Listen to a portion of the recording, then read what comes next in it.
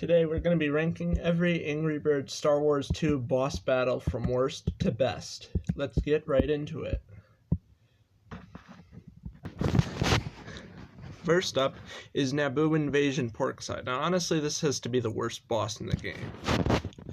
And let me just tell you why. Because the fact that you don't even fight a boss, you literally just hit the normal captain that's in every level. Honestly, if they had let you fight Qui-Gon Jinn and Obi-Wan, this level would have been better, but it's just the worst level. And just letting all of you know that this is just my opinion. So, if any of you disagree, let me know what your order is down below. And also, I will be counting them based on how they use the characters and how fun it is to fight the boss. Anyways, let's move on to the number 11 spot. Number 11, Birdside Naboo Invasion, or as I like to call it, the Negotiations. Yes, I'm going to refer to them as what they would be in LEGO Star Wars video games. So, yeah. But the thing I hate about this one is there's a couple things that have always bothered me with this game. First off, why is Yoda here? He wouldn't have even helped Naboo. And honestly, I also hate it when they literally just take down Jar Jar, Padme, and Panaka. But honestly, I could care less about Jar Jar. But yeah, that's honestly why it's my least favorite, because this one is just not really that engaging. All you have to do is drop stuff on it. It's pretty much like every LEGO video game boss. And honestly, like, this level just bothers me. I don't like it that much.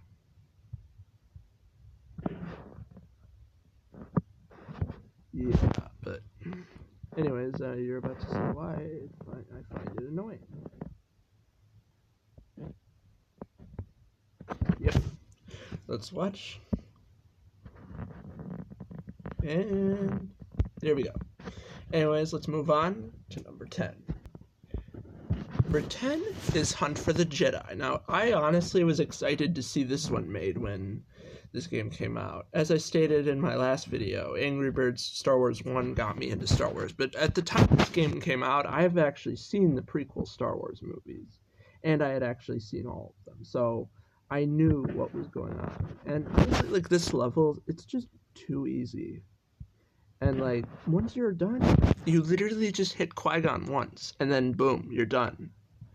Now, technically, I think this one would go on the bottom, but I'm giving it to the other one because at least you don't have to do stuff to get the boss outside. But anyways, let's move on to number 9. Number 9 is Rebels. Honestly, I don't think Rebels needed to be in this game. What bothers me is that Zago is on the pig side. Like, honestly, I would see him as a pig, yes, but after seeing the whole show of Rebels, he ends up becoming one of the main heroes. Well, not a hero, but he becomes he ends up helping them. And I'm pretty sure, I haven't seen Rebels in a long time, but I'm pretty sure that he helped them defeat Thrawn. But yeah, like, honestly, I do like how this, but also another character that technically isn't bad is Agent Kallus, because I remember he became the new Fulcrum. But anyways, yeah, this is why I don't like this. And honestly, I bet you can guess what's at number 8. Yeah, it's Rebels Birdside. Honestly, though, the reason I ranked this one higher is because I love how it builds a TIE fighter, and I love the way the Inquisitor looks. And I also love the abilities for the Rebels more than I did for the pigs. I love Sabine, how she can literally, like, she literally is awesome in this game. She literally shoots bombs, which that's accurate to her character. But yeah, like that's why I ranked this higher. I like Hera in this game. She's really cool. I thought she was gonna summon into Ghost when I first played this game. But yeah. I like how she just targets every enemy. And that is just overpowered. Honestly, if the pig side had let us play as the Inquisitor, I might have ranked this a bit higher. Same with Kanan. I wanted to use Kanan. Like, he's the main character in this pack that is literally so good. There we go, Inquisitor, you're dead. And anyways, let's move on to the next spot. Number 7. Number 7, the pod race. Now, the pod race is one of my favorite scenes in Star Wars. I just love this scene. Even though it is a bit boring sometimes when you're waiting for it to be over, I love the pod race scene, and I love the way they captured it in this. But unfortunately, it's not the best boss fight. I just, honestly, I like how you're on top of the pod racer and you're literally moving. There is another one further up in the line that is way better, and we'll be getting to that pretty soon. But next, at number 6, is Geonosis. Now, Geonosis is pretty much similar to the High Ground, which you'll see where that ranks later. But honestly, like, the High Ground is cooler, and I've never understood in this game why it's called Revenge of the Pork, and one of them doesn't even take place during Revenge of the Sith. I don't know. It's just, I like Dooku in this game. I think the mustache fits on there really well, and it really does look like Christopher Lee. And honestly, like, I think they handled it really well. I like Yoda in this game. I like how he just spins his lightsaber. And then I forgot to mention that this was the introduction to Kit Fisto in the level. That's why I rank it a bit high. Anyways, let's move on to number 5. Number 5, Bounty Hunter Pursuit. Now that's what it's called in the complete saga, so that's what I'm gonna call it. Even though that's not what the chapter is called. But yeah, I like that name, Bounty Hunter Pursuit. We're going with it. But yeah, I like Bounty Hunter Pursuit more than the pod race because the pod racer doesn't shoot you, but she actually does.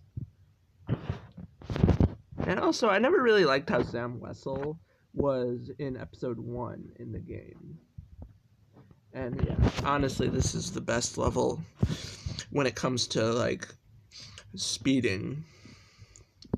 I love this level, but unfortunately it's not better than some of the others.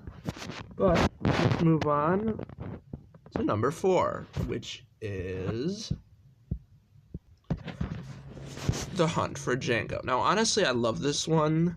I like how the clones are literal pigs with fake beaks. But I like this one a lot, so that's why I ranked it up a bit higher.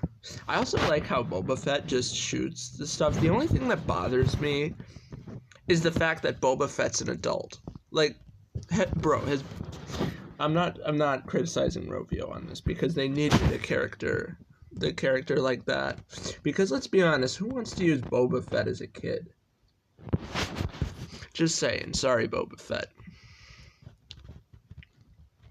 But yeah, like, I love the way that this boss battle is themed. You're literally dueling Obi-Wan. And I like how he always protects himself with the Force. And also, comment down below, which game do you prefer? Star Wars 1 or Star Wars 2 for Angry Birds? Let me know.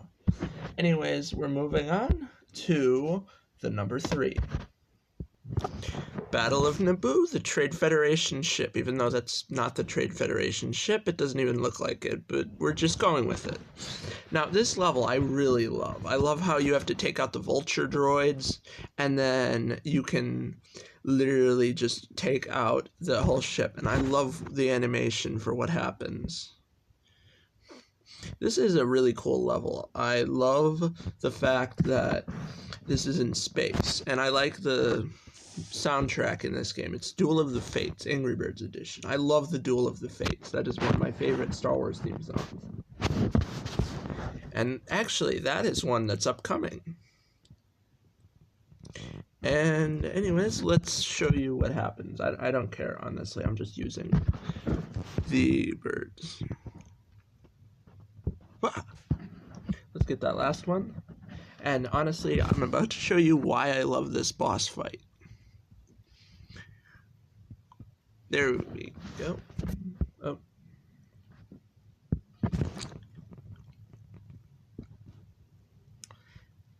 There we go. And now you're about to see why this is my favorite, or my top 3. This is in my top 3 because I love that. That is so cool. I love how it does that. And then, yeah, that's why this level is my favorite. Anyways, moving on to number 2, which is the Duel of the Fates. Now, honestly, this level was captured really well. And this is my number 2 spot. Because the Duel of the Fates is one of my favorite scenes in all of Star Wars. Like, a lot of people say that the best scene in Star Wars prequels is the episode 3's final battle on Mustafar. Yes, that's a good scene, but no. Whoever says that is wrong. This is the best scene. Because it's the first time you see a double-bladed lightsaber. Like, honestly, when I was watching the movie and I saw Darth Maul wielding that, I was so impressed. Because I didn't know that was a thing. But yeah, like, this has to be one of the best scenes in all of Star Wars. Beats the sequels. This scene solos the sequels. And yeah, let's show you. I love that they captured the essence of, like, the whole place where they battle Darth Maul in the movie. And honestly, this fits as a villain level more. I just think that was ingenious to do that. But yeah, like, Darth Maul, honestly, like, Darth Maul is a top tier villain. Way cooler than Darth Vader, unless you are counting the hallway scene. But honestly, who do you think's better, Darth Maul or Darth Vader?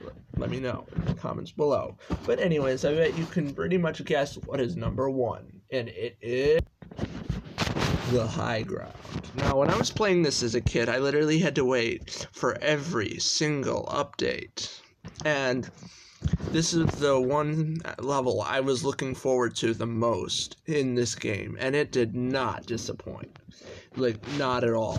This level is awesome. Like, I love the way they captured Mustafar. Yes, it might just be a reskin of the background for Naboo, but it's still awesome. But yeah, like, I love that this level literally feels like you're on Mustafar. And, like, honestly, like, this level is literally the best level in the game. And there's no level in any Angry Birds game that beats this. Except maybe the Emperor Palpatine. And actually, let me know in the comments. I'm putting up a poll about it soon. Which is better, the Palpatine battle from Episode 6 in the first game, or this one? So be sure to be ready when that poll goes up. And anyways, that's going to be it for today's video. Hope you all did enjoy, and let me know what your favorite Angry Birds Star Wars 2 boss fight is, and I will see you in my next video. Bye, guys.